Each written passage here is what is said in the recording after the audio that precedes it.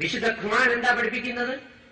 ഞാൻ നിസ്കരിച്ചിട്ടുണ്ട്, നോമ്പനുഷ്ഠിക്കുന്നു എന്ന് പറഞ്ഞുകൊണ്ട് നടക്കുന്നതിനേക്കാൾ ഉപരി വിശുദ്ധ ഖുർആന്റെ ആശയങ്ങൾ കൃത്യമായി പഠിക്കുകയും ആ ആശയങ്ങൾ കൂടെയുള്ള വ്യക്തികൾക്ക് പറഞ്ഞുകൊടുത്ത് അവരെ കൂടെ നന്മയുടെ വഴിയിലേക്ക് നയിക്കാതെ വെറുതെ നോമ്പനുഷ്ഠിച്ചും നിസ്കരിച്ചും നടക്കുന്നവർ പിഴയായി നരകമൊടുക്കേണ്ടി വരും, നരകത്തിൽ പോകേണ്ടി വരുമെന്നാണ് പ്രവാചകൻ പഠിപ്പിച്ചത്. ആണല്ലോ, ആലോചിക്കണം. എനിക്ക് ഖുർആൻ അറിയാം, എനിക്ക് വിശുദ്ധ ഖുർആൻ അറിയാം എന്ന് പറഞ്ഞിട്ട് അതനുസരിച്ച് ജീവിക്കാത്തവൻ കഴുത വിഴുപ്പ് ചുമക്കുന്നതിനോടൊപ്പമാണ് ജുമു 5 പ്രതിപാദിച്ചിരിക്കുന്നത്. ഇന്ന് വീട്ടിൽ പോയി അത് പൊടി തട്ടി എടുത്തിട്ട് മക്കളെ കൊണ്ട് വായിപ്പിക്കണം.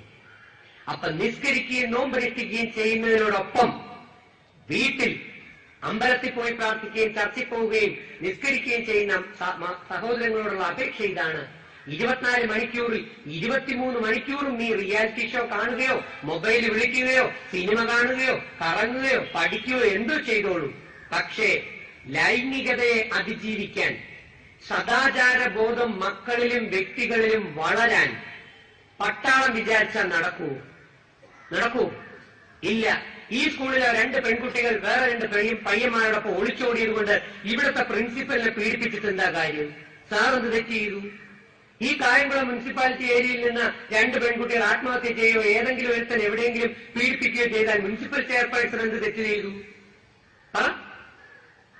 അപ്പൊ അവനവനാണ് അവനവനെ സംരക്ഷിക്കേണ്ടതെന്ന് ഭഗവത്ഗീത പറയുന്നു. അവനവന്റെ ഇന്ദ്രിയങ്ങളെ നിയന്ത്രിക്കണം. നമുക്ക് നമ്മളെ സംരക്ഷിക്കാനുള്ള കഴിവുണ്ടാകണം. പക്ഷെ നമ്മുടെ കണ്ണുകൾ വേണ്ടാത്ത വഴികളിലൂടെ നടക്കുന്നു, നമ്മുടെ ചെവികൾ വേണ്ടാത്ത വഴികളിലൂടെ നടക്കുമ്പോൾ നമുക്ക് നമ്മളെ നിയന്ത്രിക്കാൻ പറ്റുന്നില്ല. അപ്പൊ കണ്ടവന്മാർ നമ്മളെ വിളിക്കുമ്പോൾ, മറ്റു പെൺപിള്ളേർ നമ്മളെ വിളിക്കുമ്പോൾ, അമ്മയും അച്ഛനെയും പോലും മറന്ന്, അധ്യാപകരെയും മറന്ന് കണ്ടവനോടൊപ്പം ഓടുമ്പോൾ നമ്മൾ അറിയുന്നില്ല നമ്മൾ പരാജയത്തിലേക്കാണ് പതിക്കാൻ പോകുന്നത്. ആലോചിക്കും. അപ്പൊ സദാചാര ബോധം വ്യക്തികളിൽ വളരണമെങ്കിൽ അവരവരുടെ വീടുകളിൽ വേദാഭ്യാസം നടക്കണം, വേദ പഠനം നടക്കണം. അതിന് മുൻകൈ എടുക്കേണ്ടതാരാ? ചെയർപേഴ്സൺ വന്ന് പഠിപ്പിക്കണോ? അതോ ഇവിടുത്തെ പ്രിൻസിപ്പൽ വന്ന് പഠിപ്പിക്കണോ? അതാണ് നമ്മുടെ ഒരു ശീലം. കുറ്റം കണ്ട നാട്ടുകാരന്റെ തലയെ വെക്കുക, മറ്റുള്ളവരുടെ തലയെ വെക്കുക. അവനവൻ ആത്മപരിശോധന നടത്തണം. അതുകൊണ്ടാണ് വിശുദ്ധ ഖുർആൻ പഠിപ്പിച്ചത് 15 വയസ്സിന് മുമ്പ് മാതാപിതാക്കൾ മക്കൾക്ക് വിശുദ്ധ ഖുർആന്റെ ആശയം മുഴുവൻ പഠിപ്പിച്ചു കൊടുത്തിരിക്കണം, അവരെ അതിനനുസരിച്ച് ജീവിപ്പിക്കണമെന്ന്. ഈ ഇരിക്കുന്ന പാവം മാതാപിതാക്കളെ പറയാനല്ല ഞാൻ വന്നത്. നാളത്തെ മാതാപിതാക്കളാവേണ്ട നിങ്ങളെ നല്ലതായില്ലെങ്കിൽ നിങ്ങളിൽ നിന്ന് പുറത്തേക്ക് വരുന്ന മക്കൾ ഇതിനേക്കാൾ തരികിടകളായി മാറും. അതോടെ ഈ കേരളം നശിക്കും. നല്ല മനോഹരമായ മഹാബലി ചക്രവർത്തി ഭരിച്ചിരുന്ന കേരളമാണ്. സത്യസന്ധത മാത്രമാണ് വിജയിക്കാനുള്ള ഒരൊറ്റ വഴി. സത്യമില്ല എങ്കിൽ നിനക്ക് പരാജയമുണ്ടാകും. അതുകൊണ്ടാണ് ഭഗവത്ഗീതയിൽ ഭഗവാൻ പറയുന്നു, എന്റെ സത്യസന്ധനായ ഭക്തൻ അവൻ എന്തു ചോദിച്ചാലും ഞാൻ കൊടുക്കുമെന്ന്. എന്റെ സഹോദരങ്ങളെ, ചെട്ടികുളങ്ങര ഭഗവതി ക്ഷേത്രത്തിൽ പോയി പ്രാർത്ഥിക്കുമ്പോ കൂടെ അകത്ത് ഒരു സത്യസന്ധതയും കൂടെ ഉണ്ടെങ്കിൽ നിനക്ക് ലഭിക്കും നീ ചോദിക്കുന്നത്. അല്ലെങ്കിൽ ദൈവത്തിനെ കുറ്റം പറഞ്ഞിട്ടും കാര്യമില്ല. ആദ്യം നമ്മൾ ആത്മപരിശോധന നടത്തണം. നമ്മുടെ മക്കളെ പഠിപ്പിക്കേണ്ട രീതിയിൽ, വളർത്തേണ്ട രീതിയിൽ വളർത്തുന്നുണ്ടോ എന്ന്.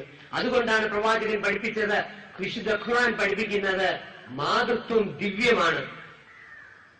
അമ്മ കുഞ്ഞിനെ പ്രസവിച്ച് വളർത്തുമ്പോൾ ആത്മീയതയുടെ ഒരു വിത്തുകൂടെ ആ കുഞ്ഞിനകത്ത് പാകണം എന്ന്.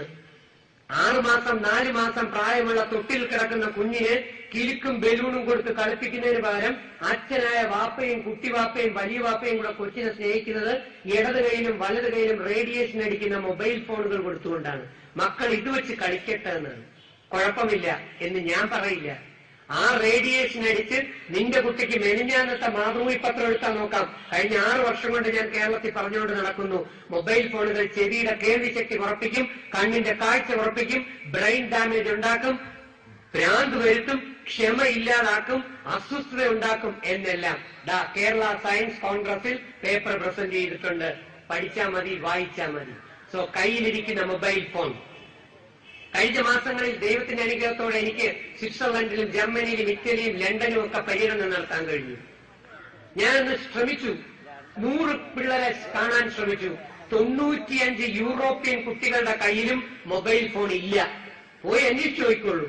എന്നാൽ ഇവിടെ 95% കുട്ടികളുടെ കയ്യിലും മൊബൈൽ ഫോണുകൾ. വേണ്ട എന്ന് ഞാൻ പറഞ്ഞില്ല. കുട്ടി ഡോക്ടറോ എഞ്ചിനീയറോ നാളത്തെ ഭാവിയിലെ മുനിസിപ്പൽ ചെയർമാൻമാരും കൗൺസിലേഴ്സും ഒക്കെ ആവേണ്ടവരാണ് ഇവർ.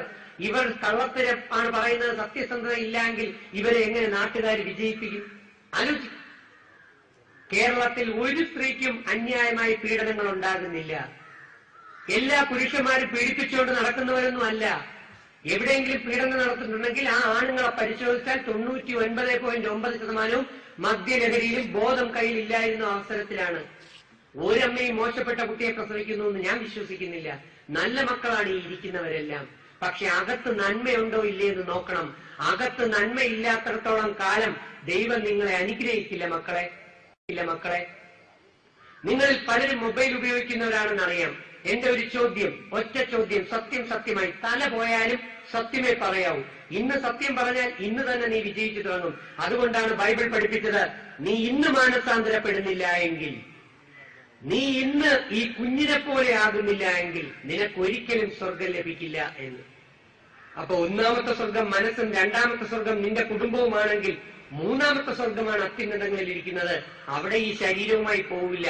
അത് വേറെ വൃത്തിയുള്ള സാധനമേ അവിടെ പോകത്തുള്ളൂ. അപ്പൊ ഒരാത്മപരിശോധന നടത്ത്. നീ അമ്പലത്തിലും പള്ളിയിലും കയറുന്നതിന് മുമ്പ് നിന്റെ മൊബൈൽ ഫോണുകൾ എന്ത് ചെയ്യും മക്കളെ?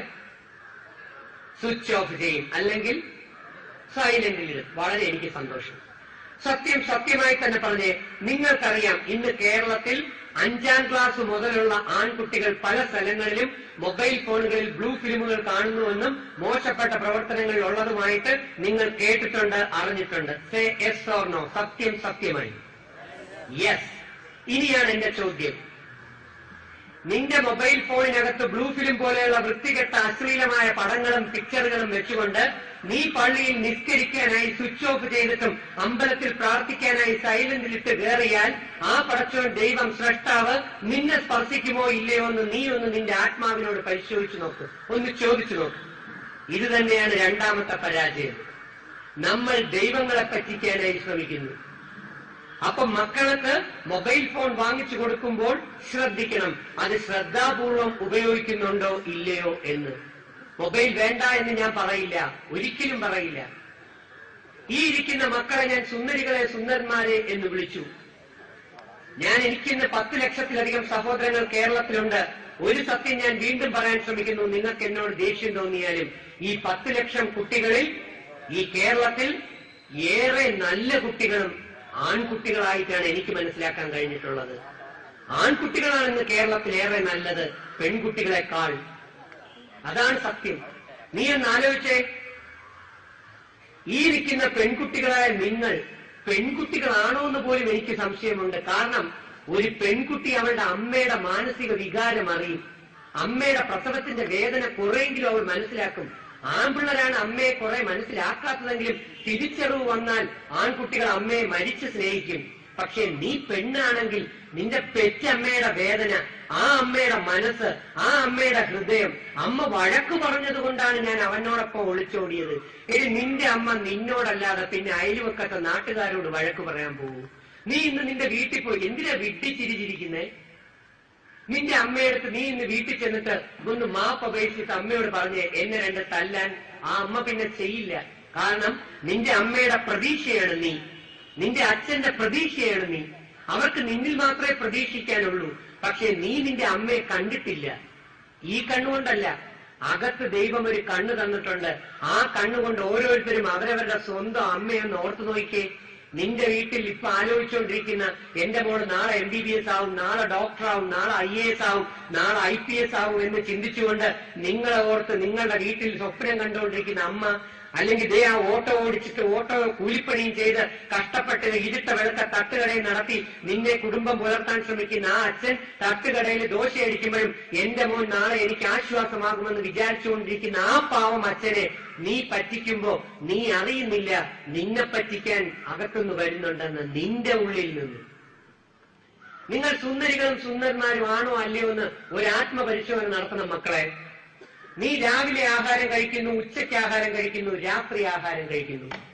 നീ ഈ 3 നേരം ആഹാരം വെട്ടി വിഴുങ്ങി കഴിക്കുന്നതിനൊന്നും ഞാൻ കുറ്റം പറയില്ല കേട്ടോ. പക്ഷെ ഡെയിലി നിന്റെ വീട്ടിൽ നീ ആഹാരം കഴിക്കുന്ന സമയത്ത് ഏതെങ്കിലും ഒരു നേരം നിന്റെ അമ്മയുടെയും അച്ഛന്റെയും വായിലേക്ക് നിന്റെ പാത്രത്തിൽ നിന്ന് ഒരുള്ള ചോറുരുട്ടി ആ അമ്മയുടെയും അച്ഛന്റെയും വായിലേക്ക് കൊണ്ടുവച്ച് കൊടുത്തതിന് ശേഷം മാത്രം ഡെയിലി അവനവന്റെ വയറ് നിറയ്ക്കാൻ ശ്രമിക്കുന്ന മക്കൾ ഇതിനകത്തുണ്ടെങ്കിൽ ആ ദൈവത്തിന്റെ നാമത്തിൽ സത്യം സത്യമായെന്ന് കൈപൊക്കിയേ ഇല്ല. മിടുക്കി, നിന്നെ സ്നേഹിക്കുന്ന മകൾ നിനക്കുണ്ടാകും, പടച്ചോൻ നിന്നോടൊപ്പം, സൃഷ്ടാവും നിന്നോടൊപ്പം ഉണ്ടാവും. നോക്കൂ, കറുത്തിരിക്കുന്ന കുട്ടിയാണ് ആ കുട്ടിയുടെ മനസ്സ് വെളുപ്പാണ്, അകം വെളുപ്പാണ്. നിങ്ങളിൽ പലരും വെളുത്തിരിപ്പുണ്ടാവും, പക്ഷെ അകം എന്താണെന്ന് അനലൈസ് ചെയ്യുമ്പോളെ ഈ കുട്ടി ഒരിക്കലും ഒളിച്ചോടില്ല. ഈ കുട്ടിക്ക് ജന്മം ഡൈവേഴ്സ് ഉണ്ടാകില്ല. This is biology. എന്താ കാര്യം കേൾക്കണ്ടേ? നമ്മൾ നിരന്തരമായി ഒരു കാര്യം ശീലിക്കുമ്പോൾ ഇവിടെ വേണമെന്ന് നമ്മൾ നിരന്തരമായി ഒരു കാര്യം ശീലിക്കുമ്പോൾ നമ്മളുടെ ജീൻ അതിനുവേണ്ടി ആക്ടിവേറ്റഡ് ആകും. ഇവിടെ ബയോളജി ടീച്ചർമാരുണ്ട്. ഹരികുമാർ സാർ ബോട്ടണിയാണെന്ന് എനിക്കറിയാം. Capital T is dominant over small T. 10ലും പഠിച്ചിട്ടുണ്ടാവും, +2ലും പഠിച്ചിട്ടുണ്ടാവും. അത് ഫ്രാൻസിന് വേണ്ടി മാത്രമാണ്. ഞാനൊന്ന് ചോദിക്കട്ടെ, ഒരു വ്യക്തിയിൽ തന്നെ നന്മയുടെ ജീനുമുണ്ട്, തിന്മയുടെ ജീനുമുണ്ട്. Yes or no? കള്ളത്തരത്തിന്റെ ജീനുമുണ്ട്, സത്യത്തിന്റെ ജീനുമുണ്ട്, ഉണ്ടല്ലോ. എല്ലാം പേറുകളാണെങ്കിൽ എന്റെ ചോദ്യം ഇതാണ്: ഏതാ ടീച്ചറെ, സാറുമാരെ, രക്ഷകർത്താക്കളെ, മക്കളെ dominant will inherit to the children തന്നല്ലോ. ഡോമിനന്റ് ആയിട്ടുള്ള ജീനെ കുട്ടികളിലേക്ക് എത്തും, സ്വന്തം മക്കളിലേക്ക്. ഡോമിനന്റ് ഏതാ മക്കളെ? ഡോമിനന്റ് കള്ളത്തരത്തിന്റെ ജീനാണോ, സത്യത്തിന്റെ ജീനാണോ, നന്മയുടെ ജീനാണോ, തിന്മയുടെ ജീനാണോ? സമയം കളയുന്നില്ല, ആർക്കും പറയാൻ കഴിയില്ല എന്നല്ല. ഏത് ജീനിനെയാണോ വ്യക്തി ആക്ടിവേറ്റ് ചെയ്യിക്കുന്നത്, that gene will inherit to the children. അതാണ് ലാമാർക്കിന്റെ inheritance of acquired character by Jean Baptiste de Monet Lamarck എന്ന മഹത്തായ ആ പ്രസ്ഥാനം അല്ലെങ്കിൽ കണ്ടുപിടിച്ചിരിക്കുന്നത് ആ ശാസ്ത്രജ്ഞൻ. വ്യക്തി നേടിയെടുക്കുന്ന ക്യാരക്ടേഴ്സ് ആ ആൺകുട്ടിയിൽ നിന്നും പെൺകുട്ടിയിൽ നിന്നും ബീജങ്ങളിലൂടെ മക്കളിലേക്ക് എത്തും. ഭഗവത്ഗീത അത് പെർഫെക്റ്റ് ആയിട്ട് പറഞ്ഞിട്ടുണ്ട്. പക്ഷെ ഭഗവത്ഗീത വായിക്കാൻ എങ്ങനെ അറിയും? ഭഗവത്ഗീതയിൽ ഭഗവാൻ പറഞ്ഞിരിക്കുന്നു, അതൊരു മതഗ്രന്ഥമല്ല, ഇന്റലക്ച്വൽ ഹൈറ്റ്സിലേക്കുള്ള ഗീതയാണ് ഭഗവത്ഗീത. ബൈബിളും ഖുർആനും മതഗ്രന്ഥങ്ങളാണെങ്കിൽ ഭഗവത്ഗീത വ്യക്തിയെ വിജയിപ്പിക്കാനുള്ളതാണ്. അമേരിക്കയുടെ 186 യൂണിവേഴ്സിറ്റികളിൽ ഭഗവത്ഗീത ഒരു പേപ്പറാണ്. മക്കളെ ഭഗവത്ഗീത പഠിപ്പിച്ചാൽ അവർ അർജുനന്മാരെ പോലെയാകും. ആരാ അർജുനൻ? ആർജവം ഉള്ളവൻ. എന്നിട്ട് ബൈബിളും ഖുർആനും കൂടെ പഠിപ്പിച്ചു കഴിയുമ്പോൾ എല്ലാ മതക്കാരെയും സ്നേഹിക്കുന്ന സാഹോദര്യമുള്ള ശ്രീനാരായണ ഗുരുദേവൻ പറഞ്ഞൊരു കോൺസെപ്റ്റ് അവിടെ കാണാൻ പറ്റും. ഒരു സ്രഷ്ടാവിന്റെ മക്കൾ എല്ലാം വായിക്കണം. അപ്പോഴേ നാളത്തെ നല്ല മന്ത്രിയും MLA MP ഒക്കെ ആവാൻ പറ്റൂ. ഇല്ലെങ്കിൽ നീ ഒന്നും ആകില്ല എന്ന് ഞാൻ പറയില്ല. നിന്നെ വിളിക്കും പാഴ് ജന്മം എന്ന് സമൂഹം. നിങ്ങൾ അങ്ങനെ പാഴ് ജന്മം എന്ന് കേൾക്കാൻ വിധിക്കപ്പെട്ട വ്യക്തികളല്ല. ആലോചിക്കണം. അപ്പൊ ഭഗവത്ഗീതയിൽ ഭഗവാൻ പറയുന്നു, അച്ഛൻ പുരുഷന്റെ എല്ലാ ചിന്താഗതികളും അകത്തുള്ള കാര്യങ്ങളെല്ലാം വലിച്ചെടുത്തുകൊണ്ടാണ് ഡെവലപ്പ് ചെയ്യുന്നതെന്ന്. അകത്ത് വല്ല ഉണ്ടെങ്കിലല്ലേ വലിച്ചെടുക്കാൻ പറ്റൂ. ഉണ്ടെന്ന് പറഞ്ഞത് ജ്ഞാനമാണ്, ജ്ഞാനം. അതുകൊണ്ടാ ബൈബിൾ പഠിപ്പിച്ചത്, ജ്ഞാനം തേടുന്നവരും അറിവ് തേടുന്നവരും ഭാഗ്യവാന്മാർ, അത് സ്വർണത്തെക്കാളും വെള്ളിയേക്കാളും ശ്രേഷ്ഠവും ഡയമണ്ടിനേക്കാൾ അമൂല്യവുമെന്ന്. മലപ്പുറത്ത് ഒരു സ്കൂളിൽ ഞാൻ ക്ലാസ് എടുത്ത് കഴിഞ്ഞപ്പോൾ ഇറങ്ങിയപ്പോ +2ൽ പഠിക്കുന്ന ഒരു പയ്യൻ ഓടി വന്ന് എന്നോട് ചോദിച്ചു, സാർ പ്രണയിക്കുന്നത് തെറ്റാണോ? ഇന്ന് കേരളം മുഴുവൻ പ്രണയങ്ങളാണ്. മക്കളെ സത്യം പറഞ്ഞ് നിങ്ങൾക്ക് തന്നെ അറിയാം, പല സ്കൂളുകളിലും 10ലും 9ലും 8ലും അല്ല 7ലും 6ലും 5ലും 4ലും 3ലും ഒക്കെ പഠിക്കുന്ന പല പെൺപിള്ളേർക്ക് പോലും ഇന്ന് പ്രേമവും ലൈനും അവിധ കോണ്ടാക്ട് ഉള്ളതുമായി നിങ്ങൾ കേട്ടിട്ടുണ്ട്. സത്യം സത്യമായി. Yes or no? Louder louder. Yes. മാതാപിതാക്കൾ കേട്ടോ? ഇങ്ങനെ പോയാൽ എങ്ങനെയാവും? 3ാം ക്ലാസ്സിൽ പഠിക്കുന്ന LP കഴിഞ്ഞ് UPയിൽ വരുന്ന കുട്ടി തൊട്ട് അമ്മയും അച്ഛനെയും പറ്റിക്കുന്ന അവസ്ഥയാണെന്ന് കേരളത്തിൽ. നിങ്ങളുടെ മക്കളെ കുറിച്ച് പറഞ്ഞാൽ നിങ്ങൾക്ക് വിശ്വാസം വരില്ല. ഞാൻ നിങ്ങളുടെ മക്കളെ കുറിച്ചല്ല പറയുന്നത്, ഞങ്ങളുടെ മക്കളെ കുറിച്ച്. ഇവരെല്ലാം ഞങ്ങളുടെ മക്കളാണ്. ഒരു കുട്ടിയും പാഴിപ്പോവാൻ പാടില്ല. അങ്ങനെ പാഴിപ്പോവാതിരിക്കണമെങ്കിൽ ആ കുട്ടിയുടെ ഉള്ളിൽ ജ്ഞാനമുണ്ടാകണം. അതിനുവേണ്ടിയാണ് നിന്റെ സ്വന്തം വേദഗ്രന്ഥങ്ങളെങ്കിലും അല്പം പഠിപ്പിച്ചു കൊടുക്കാൻ പറഞ്ഞത്, ഡെയിലി വായിക്കാൻ പറഞ്ഞത്. അതാണ് നമുക്ക് ആവശ്യം. അപ്പൊ പാഠഭാഗങ്ങളോടൊപ്പം വേദങ്ങളിൽ പറഞ്ഞിട്ടുണ്ട്, ആചാര്യന്മാർ ഋഷീശ്വരന്മാർ മുമ്പ് പോയവർ പഠിപ്പിച്ചു വെച്ചിട്ടുണ്ട് എങ്ങനെയൊക്കെയാണ് സത്യങ്ങൾ ജീവിത വിജയം നേടാനുള്ള രഹസ്യം. പക്ഷെ നമ്മൾ അത് വായിക്കില്ല, നമ്മൾ റിയാലിറ്റി ഷോയിലേക്ക് പോകും. ഇരിക്കുന്ന ഈ മക്കളോട് മാത്രമല്ല എന്റെ ചോദ്യം, ഇരിക്കുന്ന അമ്മമാരും സഹോദരിമാരുമായിട്ടുള്ള അമ്മമാരും സഹോദരിമാരും ടീച്ചർമാരും ഉൾപ്പെടെ ഉള്ളവരുണ്ട്. നിങ്ങളോട് എനിക്കൊരു അപേക്ഷ, എന്നോട് ഞാൻ കാര്യം കൈപൊക്കണ്ട. ഈ മക്കൾക്ക് നിങ്ങൾ പഠിപ്പിച്ചു കൊടുക്കണം. യഥാർത്ഥത്തിൽ കേരളത്തിൽ, ഇന്നത്തെ കേരളത്തിൽ ഭാര്യ ഭർത്താക്കന്മാരുടെ ബന്ധം എന്തു ബന്ധമാണ് സഹോദരങ്ങളെ? ശാരീരിക ബന്ധമാണോ രക്തബന്ധമാണോ? രക്തബന്ധം എന്ന് പറഞ്ഞാൽ അറിയാലോ, മുറച്ചെറുക്കൻ മുറച്ചെറുപ്പണിനെ കെട്ടി എന്ന് പറയുന്നതാണ് രക്തബന്ധം. പിന്നെ ഉള്ളത് ശാരീരിക ബന്ധങ്ങളാണ്. അപ്പം ഇന്നത്തെ കേരളത്തിലെ ഭാര്യ ഭർത്താക്കന്മാരുടെ ബന്ധം എന്തു ബന്ധമാണ്? ശാരീരിക ബന്ധമാണോ രക്തബന്ധമാണോ അതോ വേറെ വല്ല ബന്ധങ്ങളുമാണോ? എനിക്ക് സമയമില്ല. ഒരാൾ കുറച്ചു ശാരീരിക ബന്ധം, റൈറ്റ്, മെജോറിറ്റിയും ശാരീരിക ബന്ധമാണ്. വേറെ എന്തെങ്കിലും ആർക്കെങ്കിലും പറയാനുണ്ടോ? ഉണ്ടോ? ചിലർ പറയും സ്നേഹബന്ധം. ശരിയല്ലേ? സ്നേഹബന്ധം. ഞാൻ നിങ്ങളോടൊരു വാക്ക് ചോദിക്കാം, ഇഷ്ടപ്പെടുന്നെങ്കിൽ എടുക്കുക, അല്ലെങ്കിൽ ഇവിടെ തന്നെ കളഞ്ഞേക്കുക. ഒരു ഭാര്യ ആയ അമ്മ, അടുത്ത ഫ്യൂച്ചർ പാരന്റ്സ് ആവാൻ നിൽക്കുന്ന കുട്ടികളാണ്, ശ്രദ്ധയോടെ കേൾക്കണം. ഒരു ഭാര്യയായ അമ്മ, സ്ത്രീ പറയുകയാണ്, ഞാനും എന്റെ ഭർത്താവും തമ്മിലുള്ള ബന്ധം ആത്മബന്ധമാണ് എന്ന് പറയാൻ കഴിവുള്ള വീട്ടിൽ ആ അമ്മയ്ക്ക് ആ ഭർത്താവിനെ ഡൈവോഴ്സ് ചെയ്യാൻ പറ്റുമോ? ഇല്ല. എന്നിട്ട് എന്റെ ഈ ആത്മബന്ധം മറന്നുപോകുന്നത്? ഒരു ഭർത്താവ് പറയുകയാണ്, ഞാനും എന്റെ ഭാര്യയും തമ്മിലുള്ള ബന്ധം ആത്മബന്ധമാണ് എന്ന് പറയാൻ കഴിയുന്ന ഭർത്താവിന് ഭാര്യയെ പീഡിപ്പിക്കാനോ അല്ലെങ്കിൽ ഡൈവോഴ്സ് ചെയ്യാനോ കഴിയുമോ? ഇല്ല. ഇത് കണ്ടുവളരുന്ന മക്കൾ എന്ത് പറഞ്ഞേനെ? ഞങ്ങളും പാരന്റ്സും തമ്മിൽ ആത്മബന്ധമാണ്. യഥാർത്ഥത്തിൽ നമ്മളുടെ കുടുംബങ്ങളിൽ സ്വർഗമാക്കാൻ ജീസസ് ക്രൈസ്റ്റ് പഠിപ്പിച്ചത് അതുകൊണ്ടാണ്. കുടുംബങ്ങൾ സ്വർഗമാകണം. അമ്മയും അച്ഛനും മക്കളും ആത്മബന്ധമായി കഴിയുമ്പോൾ മൊബൈൽ മിസ്ഡ് കോളന്മാരും ഫ്രണ്ടന്മാരും ആ കുടുംബത്തിലേക്ക് തുരന്നു കയറി ആ കുടുംബത്തിനെ തകർക്കില്ല. ഈ സാക്ഷരതാ സംസ്ഥാന പ്രസിഡന്റ് ഉൾപ്പെടെ ഈ സാക്ഷരതാ പ്രവർത്തകർ കേരളത്തിൽ കഴിഞ്ഞ എത്രയോ നാളുകൾ കടന്ന് കഷ്ടപ്പെട്ടതിന്റെ ഫലമായിട്ടാണ് കേരള സംസ്ഥാനം സാക്ഷരതയിൽ 1-ാം സ്ഥാനത്താണ്. പക്ഷെ സാക്ഷരതയിൽ 1-ാം സ്ഥാനം നിൽക്കുന്ന കേരളത്തിന്റെ ഒരു ചെറിയ കണക്ക് ഞാൻ നിങ്ങളോട് പറയുന്നു. വേണമെങ്കിൽ എടുക്കാം, വേണ്ടെങ്കിൽ കളയാം. 1, സാക്ഷരതയിൽ 1-ാം സ്ഥാനമായ കേരളം ഇന്ന് ഇന്ത്യയിൽ കുടിയന്മാരുടെ കാര്യത്തിൽ 1-ാം സ്ഥാനത്താണ്. 2, ആത്മഹത്യ, സ്ത്രീകളും പെൺകുട്ടികളും ആത്മഹത്യ ചെയ്യുന്ന കാര്യത്തിൽ കേരളം ഇന്ത്യയിൽ 1-ാം സ്ഥാനത്താണ്. തൃശൂർ ജില്ലയിൽ മാത്രം ഒരു വർഷം നടക്കുന്ന ആത്മഹത്യ 1064 കഴിഞ്ഞ വർഷം. ആവറേജ് കണക്കും പ്രകാരം 1,00,000 പേർ ഒരു വർഷം കേരളത്തിൽ ജീവിക്കുമ്പോൾ ആത്മഹത്യ ചെയ്യുന്നത് 42 മുതൽ 65 വരെ. കൂടാം കുറയാം. ഏറ്റവും കുറവ് ആത്മഹത്യ കേരളത്തിൽ എവിടെയെന്ന് സ്റ്റഡി നടത്തിയപ്പോൾ കിട്ടിയതാണ് മലപ്പുറം ജില്ല. എത്രയെന്നറിയണ്ടേ? 4. 1,00,000 പേർ ഒരു വർഷം ജീവിച്ചിരിക്കുമ്പോൾ മലപ്പുറത്തെ ആത്മഹത്യ 4. ഈ ലോകത്ത് ഏറ്റവും കൂടുതൽ ആത്മഹത്യ കുറവ് എവിടെയെന്ന് നിങ്ങൾക്ക് അറിയണ്ടേ? Saudi Arabia 0.4%. എന്തുകൊണ്ടാണെന്ന് അന്വേഷണം നടത്തിയപ്പോഴാണ് ഒരു കാര്യം മനസ്സിലായത്. ലക്ഷക്കണക്കിന് കോടിക്കണക്കിന് രൂപ ആത്മഹത്യക്കെതിരെയൊക്കെ ഗവൺമെന്റ് പലപ്പോഴും ചിലവാക്കുന്നുണ്ട്, നല്ല കാര്യം. പക്ഷേ അന്വേഷണം നടത്തിയപ്പോൾ ഇതിന് കാരണം എന്താണെന്നറിയാമോ? വിശുദ്ധ ഖുർആൻ പഠിപ്പിച്ചിരിക്കുന്നു, ആത്മഹത്യ ചെയ്യുന്ന വ്യക്തിക്ക് ഇഹലോകവും നഷ്ടപ്പെട്ടു പരലോകവും നഷ്ടപ്പെട്ടു എന്ന് ചെറുതിലെ പഠിച്ചു മനസ്സിലാക്കുന്നു. പോയി അന്വേഷിച്ച് നോക്കിക്കോളൂ, നിങ്ങൾക്ക് കാണാൻ പറ്റും ആത്മഹത്യാ റേറ്റ് കുറവ് എവിടെയാണ് എന്ന്. ഞാൻ വീണ്ടും സ്റ്റഡി ചെയ്യാൻ ശ്രമിച്ചതിൽ ഹിന്ദു സഹോദരങ്ങളിൽ പരാജയം കുറവുള്ളതും വിജയങ്ങൾ കൂടുതലുള്ളതുമായ ഒരു കമ്മ്യൂണിറ്റിയെ എനിക്ക് മനസ്സിലാക്കാൻ കഴിഞ്ഞു. ആരാന്നറിയണ്ടേ? ബ്രാഹ്മിൻസ്. പരാജയങ്ങൾ കുറവാണ്.